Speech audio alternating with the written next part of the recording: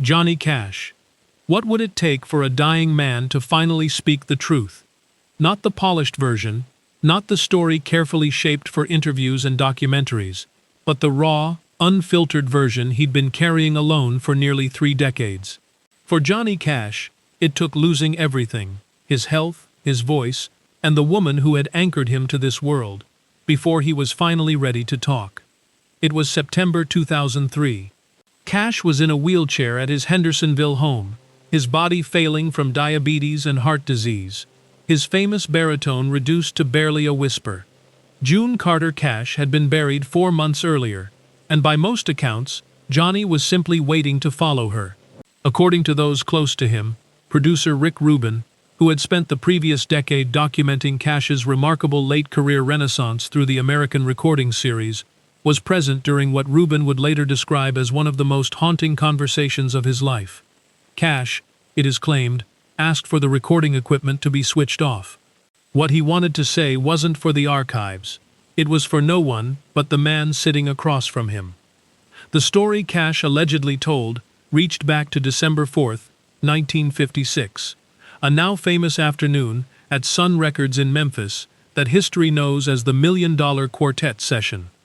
Elvis Presley, Jerry Lee Lewis, Carl Perkins, and Cash gathered around a piano. The photographs from that day are iconic. But according to the account attributed to Cash, something significant happened after the cameras left and the reporters headed home. Elvis, then just 21 years old, and already the biggest name in American music, reportedly asked Cash to stay behind. What Elvis allegedly shared that evening, alone with Cash in Sam Phillips's studio, as Memphis lit up outside, was deeply troubling.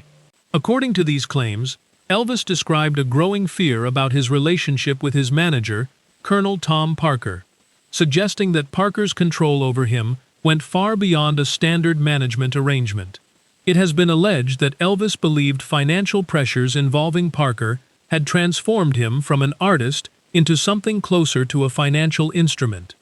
These are serious allegations about real people, and it's worth noting clearly, they have never been verified, and Colonel Parker and his associates are not alive to respond to them.